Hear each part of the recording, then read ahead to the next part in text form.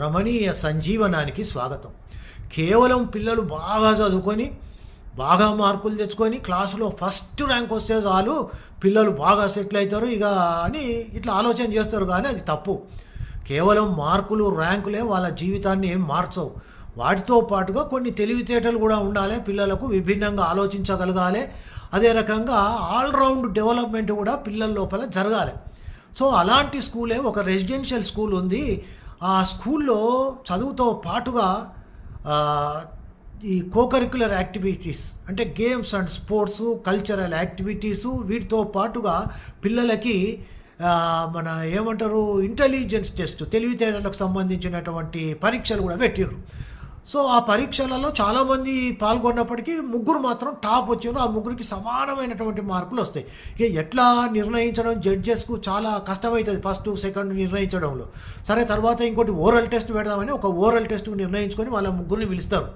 పిలిచి అక్కడ ఒక కేకు పెడతారు. మంచి రుచికరమైనటువంటి కేకు ఒక గిన్నెలో పెట్టి, ఆ గిన్నె మీద ఒక మూత పెట్టి వాళ్ళతో చెప్తారు, అరే బాబు, ఇప్పుడు మీరు వెళ్ళండి, మీ రూమ్లోకి వెళ్ళండి, వెళ్ళిన పడుకోండి, మంచిగా పడుకున్నాక రాత్రిలు మీకు ఎవరికైతే మంచి కళ వస్తుందో, అద్భుతమైన కళ వస్తుందో, ఆ కళ వచ్చినాక రేపు పొద్దున మా దగ్గరకు వచ్చి షేర్ చేసుకోండి.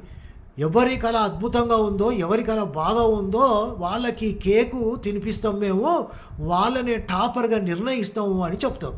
సో అట్లా ముగ్గురు వాళ్ళ రూమ్లోకి పోతారు.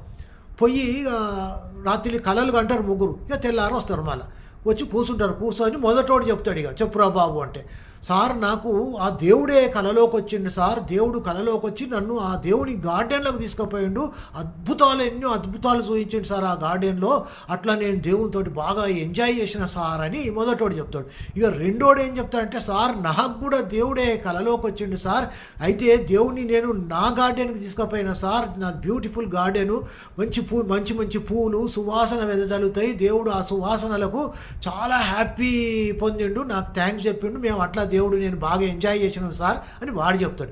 ఇక మూడోడు ఏం చెప్తాడంటే, సార్ నాకు కూడా దేవుడే వచ్చిండు సార్, దేవుడు నా దగ్గరకు వచ్చి, అరే బాబు లే ఇంకా పడుకుంటానావరా, తెల్లారి తింటావరా కేకు, అది రుచికరమైనటువంటిది రా, లేట్ చేయకు, ఫుల్ పోయి తినిపో, వెంటనే తినిపో అంటే, నేనేం చేసిన దేవుని మాటను కాదనుకుంటా, కాదంటే అవమానపరిచినట్టు అవుతుందని వెంటనే లేచినా పోయినా ఆ కేకు తిన్నా సార్, సో అట్లా ఎంజాయ్ చేసిన సార్, నేను కేకు తిని చాలా బాగున్నా సార్ అని అంటాడు. సో వాళ్ళు పోయి ఆ గిన్నె ఇప్పి సుత్తి ఉన్నది, దాంట్లో కేకు లేదు. సో అంటే ఈ పిల్లవాడు ఎంత అద్భుతంగా ఆలోచించుండు, ఎంత తెలివితేటలు ప్రదర్శించుండు, ఆ కేకుని తిన్నాడు, ఎంజాయ్ చేసిండు. అంటే ఇలాంటి తెలివితేటలు కనుక ఉండుంటే వాళ్ళు జీవితంలో బాగా సెటిల్ అవుతారు, చాలా బ్రహ్మాండంగా ఉంటారు. సో మీరంతా అలాంటి తెలివితేటలను డెవలప్ చేసుకుంటారని ఆశిస్తూ I wish you all the best.